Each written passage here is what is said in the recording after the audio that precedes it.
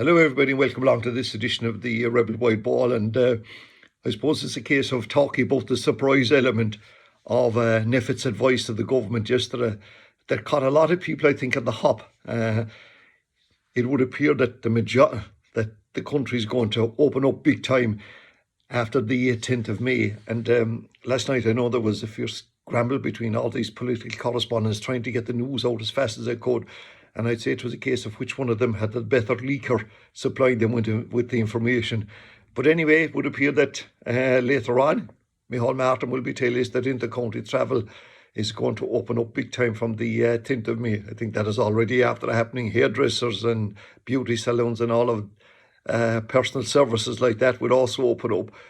I would imagine, though, there'd be one or two hairdressers that worked in established hairdressing salons that have been making absolute fortune in their own homes. And I'd say they'd be quite happy if hairdressers, the official hairdressing saloons, stayed closed for another while. But anyway, that's that. Retail units are going to be opening up in terms of click and collect at the start, and then I think they'll be full opening from sometime in the middle of May.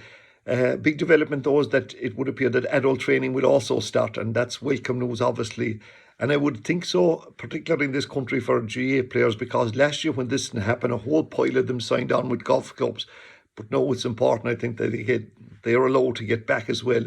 And it would appear maybe that leagues and all that would start into May, start to June in preparation for the championship.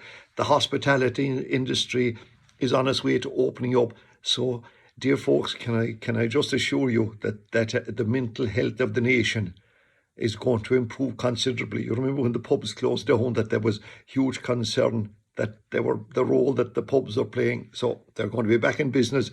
And one good thing about it anyway is that gastro pubs and wet pubs, that hopefully we'll never hear of those two ridiculous terms and the £9 meal gone for the high road. So maybe June before that will happen. And, outdoor dining is obviously going to be the way for outdoor hospitality, I suppose I should say, is going to be the way forward.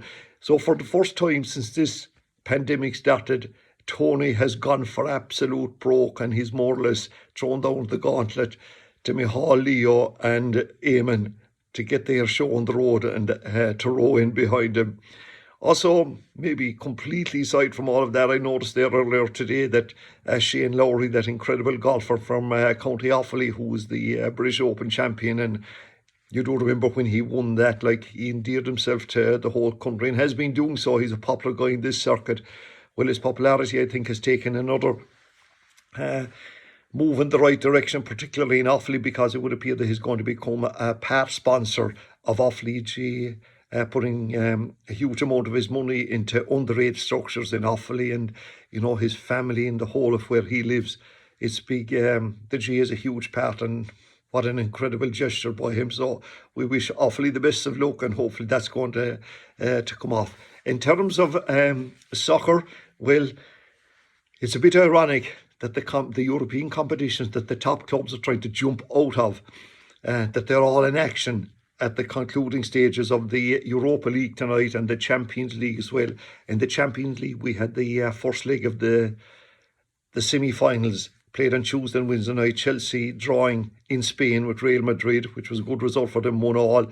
And also we had Manchester City coming from behind last night to beat Paris Saint-Germain, and it would appear that Man City now are going to get they have a real opportunity of qualifying for the final for the first time in their history. Tonight the Europa League semi-finals are on. Manchester United welcome Roma to Old Trafford. They should win that one.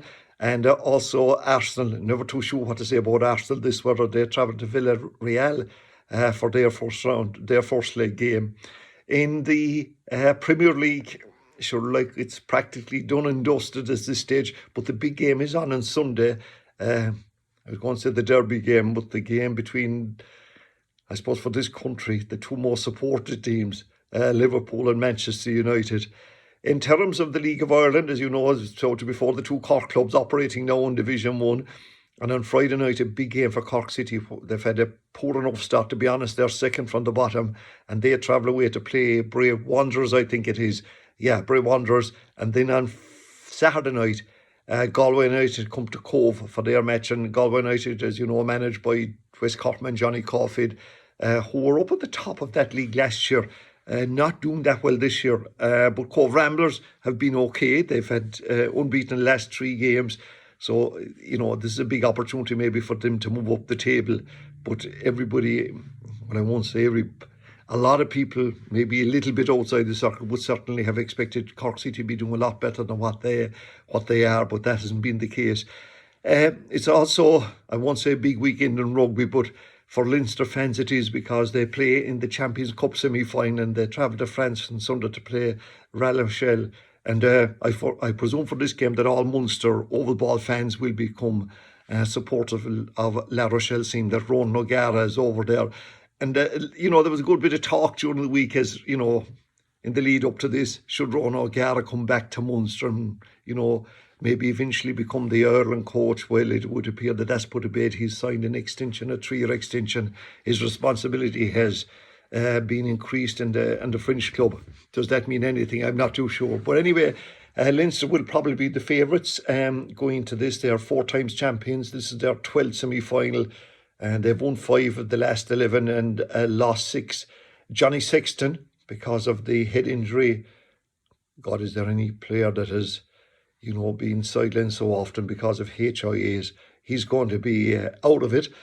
So, yeah, it'll be obviously an interesting combat, if you like, between those two.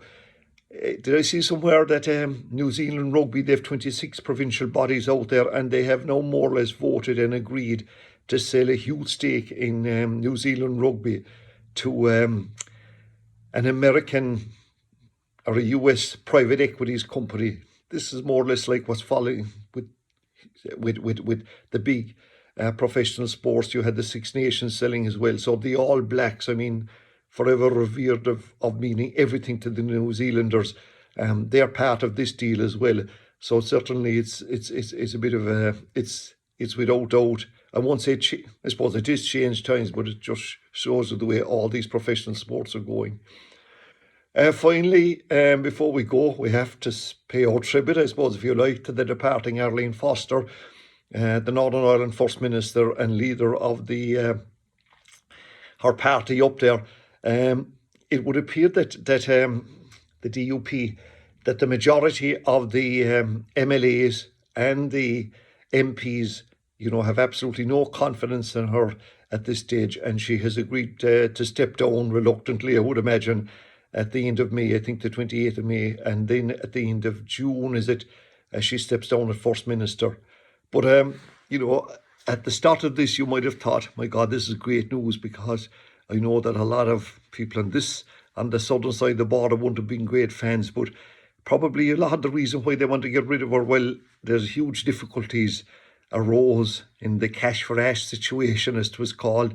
Then you had the whole Brexit, the Northern Ireland Protocol, but for a huge amount of the DUP. And they have in the last election, I think there was about 12% of the total population voted for the DUP.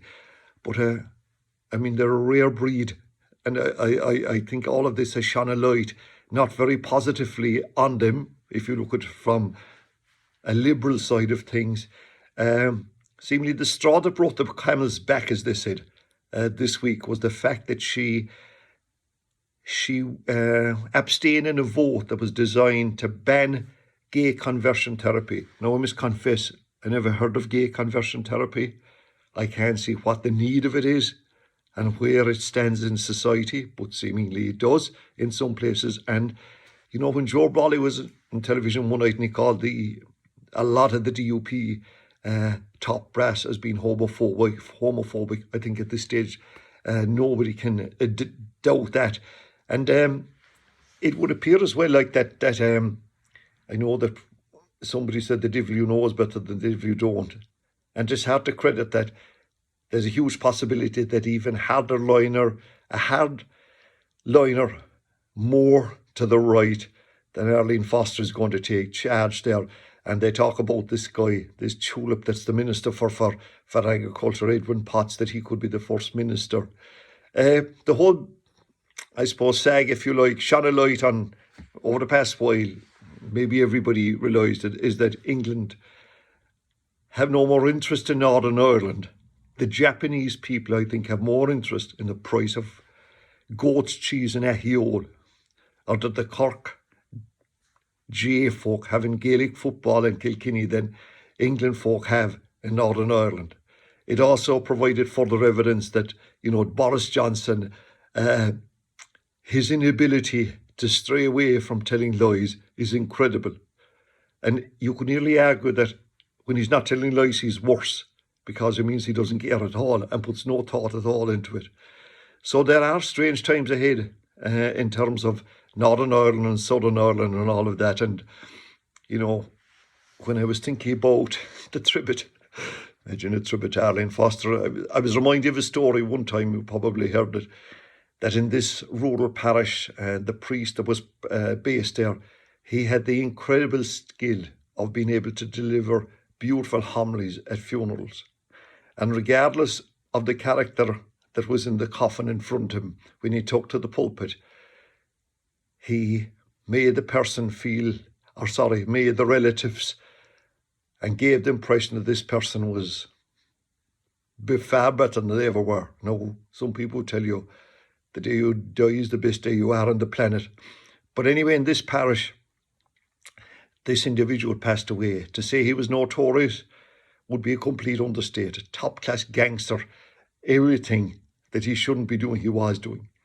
And for his funeral mass, the reason the church was packed was only for one reason: to see what the priest would say about him.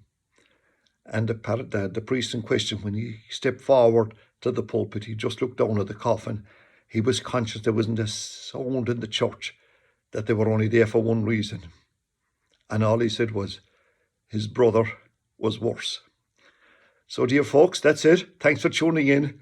And till the next time, take care.